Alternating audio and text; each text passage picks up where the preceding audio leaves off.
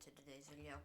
In today's video, I'll be tier ranking, ranking with tier maker the 2024 Republican potential candidates. This was just something I found.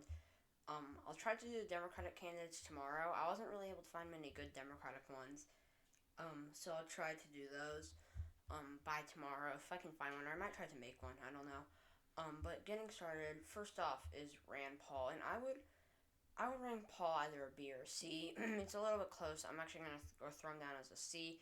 I mean, like, he is very conservative. I believe he was the second most conservative member of Congress from VoteView. Actually, I just have that pulled up so I can go look at that. Not Congress, excuse me. Senate. The Senate. Yeah, so he was ranked the second most conservative senator by VoteView. So that's obviously saying that he is very far to the right. And I don't think that's necessarily great for his campaign. I also don't really think he has like the suburban appeal, or I say suburban appeal. I don't think he has a white working class appeal. Excuse me, that Trump did. He might have a little bit more suburban appeal, but he still probably wouldn't have much. He's pretty disliked, and he also I think he just wouldn't have a lot of the appeal that Trump did, and I think that's why he'd do pretty bad. Next up, Greg Abbott, governor of Texas. I would also rank him a C. Abbott, I mean, like, there's been a lot of controversy around Abbott in recent, I guess, days over his reopening of Texas. I think he could be a fairly strong candidate. I mean, like, he is pretty conservative, so I don't necessarily think he'd do amazing. Also, there would be a lot of controversies over his handling of the COVID-19 pandemic. So he's also not, like, he's obviously pretty well known. He's not, like, as well known as someone as, like, Rand Paul, which is obviously not a great thing, and it could just be difficult for his campaign. Next up, I believe that's Joni Ernst. Some of these photos are kind of hard to tell sometimes. You know, I have to go, like, look them up and stuff. I believe that was Joni Ernst. I mean, like, she's not very well known. She could do fairly well if she were to be able to get her name out there. I just don't think she's very well known, and that could be her trouble. Dan Crenshaw, I mean, like, he's also not very well known, but he's a little bit more well known, I would say, than Ernst. He also has a lot of moderate conservative appeal, though he is a Trumpist. He kind of walks this fine line between Trumpism and traditional moderate conservatism, which is, I think he could do very well with moderates. I don't think he would be able to get his name out there enough, though, to make him anything higher than a C. Mike Pence, I'm debating whether or not to put him as an A or B. I think I'll actually put him as a B because Pence, at this point, he might even be a C. Before the election, or before the certification of the election results, would have probably been an A, or maybe a B. But at this point, actually, I was just gonna throw him up as a B. I mean, like, he would probably retain Trumpist voters who voted if he was the only option. He probably wouldn't win the primaries, but he would, like I said, be able to retain Trumpist voters if he were up against most Democrats. I would say, honestly, all Democrats. So he does have that going for him. The only thing is, he is not very charismatic, which is a very big problem. He is a fairly monotone candidate, not an exciting candidate, which is essentially his problem. Next up, Maryland Governor Larry Hogan. Hogan, I mean, like, he's a moderate. He's very popular among Democrats. He's just a very popular governor overall. I'll rate him a B. He would almost certainly never make it past the GOP primary, but if he were to, he would win almost certainly. If it were a presidential election, not talking about primaries, he would almost certainly be an S, but at this point, he's probably not going to make it through the GOP primary. Same with Chris Sununu. I mean, like, Sununu probably has the best chance of most of these, liberal Republicans in very liberal states to win. I doubt he'll run, and he would also probably not be able to make it past the primary. If he were to be able to make it past the primary, he'd probably be an S. I just think he's a B. Next up, Ben Carson. I mean, like, Carson, he wasn't really a politician before 2024, and he ran, and he was announced as Secretary of Housing and Urban Development. So I mean, like, it's a bit odd. He's not necessarily a politician. And I don't necessarily know he'd be able to get much support. I mean, like, he lost in 2020, or excuse me, 2016. I don't know that he'll be able to do very well in 2024. Next up, Fox News host Sean Hannity. He would do awful. Hannity, I mean, like, a lot of conservatives enjoy watching his show and enjoy listening to what he has to say, but they would not vote for him. Like me, for example, there are people, like, even outside of politics who I enjoy, like, watching, like, on YouTube, obviously. There are people I watch on YouTube, but I would almost certainly not vote for unless I know that they're invested in politics. And Hannity is obviously invested in politics, but he is, not necessarily going to be the best. He's also been widely labeled as a conspiracy theorist for discussing things, or I guess for saying, on his show bringing up topics that have been widely regarded as conspiracy theories, which essentially are things like the deep state. So that could be a problem for him. Same thing with Tucker Carlson. I've heard Carlson get a lot more backlash. Also, a lot more talk about potentially being a candidate. I mean, like, I've heard a lot of people say that Carlson was a white supremacist, which is obviously not a great thing, not only as a candidate, but just as a human being. So that's obviously not great, and he just wouldn't do very well, so I'm going to rank him a D. Next up is Christie. I mean, like, I'll just rank him as a C, because he would have conservative appeal. He would do horribly among Democrats. I don't think he'd do well enough. I mean, he has been fairly critical of Trump lately, which could actually screw him over among Republicans, and he's not going to do well among Democrats, almost certainly regardless. So I'm just going to rank him a C. Mike Pompeo, he's not going to do very well. He's not very well known, and he's just not necessarily a phenomenal candidate. Next up, Massachusetts Governor Charlie Baker. I'm going to put him up here with Hogan and Sununu. Similar to them, comes from blue state, is a liberal conservative. Struggled to make it through the primaries, or a liberal Republican, I guess. Struggled to make it through the primaries, but would be almost a shoo-in to win the presidency. Unless you were running against, like, Joe Manchin, then it could be close. Next up, Florida Senator Rick Scott. I think that Scott would probably be a C. I mean, like, he has a lot of Trumpist appeal. He's pretty conservative. I'm actually just interested in seeing where he is on vote view, in the GOP. So here he is. So he is fairly conservative, as I said. I think that he would, he'd probably be able to get enough Trumpist appeal, but would not do great on the presidential level. Next up, Florida Governor Ron Santos. He's an S. He's a phenomenal candidate. He would be, he's a very, very strong candidate. He's fairly strong for the suburbs. I mean, like, he underperformed Trump in the suburbs, but a lot of that could be due to the fact that A, was more or less a blue wave, and B, Andrew Gillum was also a fairly strong suburban candidate. I think that in 2020, he would overperform Trump. In 2024, he would overperform Trump. I don't necessarily know that his 2024 performance would overperform Trump, just because the suburbs would be shifting for 4 years. But he is probably the strongest suburban candidate that the GOP could potentially nominate. There are other candidates I think are stronger for the suburbs, but they're almost certainly not going to nominate.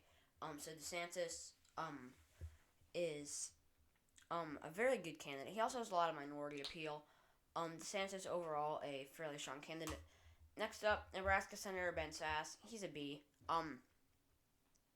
He's moderate, and he's not moderate. He's actually said that he's very conservative. Actually, speaking of which, it's just interesting. I'm gonna see where he is on vote view. Because he's said that he's one of the most conservative senators yet. Yeah, okay, he is definitely. His record definitely reflects that. Cause I was just interested. Yeah, okay, there he is. Because he said that he's one of the most conservative senators, but he's also been very critical of Trump. So he, like I said, he has been critical of Trump, which I think could obviously be an awful sign for him in Republican primaries. However, it could be a very strong sign for him on the presidential level. I mean, like, if the Democrats nominate a bad enough candidate, if the Democrats nominate, say, AOC, he could win a lot of the moderate Democratic base and potentially even win a lot of traditional Democrats just because he's anti-Trump. He's not necessarily very moderate, and he's gonna have a bit of like problems, obviously, because he's not got a lot of moderate appeal. He's got a lot of anti-Trumpist appeal. Speaking of Trump, next up, here he is. I'm gonna rank him as B. It's between an A and a B. I mean, like, he's actually a pretty good candidate. He's a weak suburban candidate, but he's a fairly strong candidate for minorities and a fairly strong candidate for the white working class. He's the type of candidate that'll be able to essentially assure victories in areas like Iowa, Ohio, Maine second, areas like that. But he would be losing a lot of areas like Arizona, Nevada, Georgia, maybe North Carolina. I still doubt it. I actually made a video about that yesterday, so you guys can go check that out. But Trump, I think, is probably either an A or a B because he just has a lot of white working class appeal. I'll just give him an A. Next up is Marco Rubio. I mean, like, he was a Republican candidate in 2016, came close to winning. I think if he were to win, he would do very well. He's been able to play both the level-headed moderate and the Trumpist, Trump loyalist, America First conservative, similar to what DeSantis has been able to do. I think that Rubio would probably do very, very well with moderates if he's able to hide the fact that he was pro-Trump for a lot of years. It really does depend, though, on how he's able to do with that, and I think he'll probably end up being a B. Next up, Don Jr., he's probably a C, maybe an F. Actually, I'm just going to give him a C. He's exciting enough. He'd probably win the GOP primary, and he's exciting enough to do well in the Rust Belt, but probably not good enough to win, like, Michigan or Pennsylvania. Maybe Pennsylvania, but he'd probably lose Georgia, probably lose Arizona. The only possible flips, honestly, he'd still probably lose Wisconsin and Pennsylvania just because he's not going to overperform Trump. Trump Sr., that is. So I'm just going to throw him in the C category. Next up, Nikki Haley. She's an S. She's a very strong candidate. I would say that DeSantis is a better candidate, but she's still better than Trump or anyone in the B tier. So I'm going to have to go throw her up there in the S tier. I mean, like, she has suburban appeal, not as much as DeSantis, I would say. But she still has suburban appeal, and she's also got Trumpist appeal, yet she also has anti-Trumpist moderate appeal, in the sense that she has criticized Trump, yet she also like spoke at the RNC. So she's got a lot going for her, and I think she's probably gonna be an S. Next up, Ivanka Trump.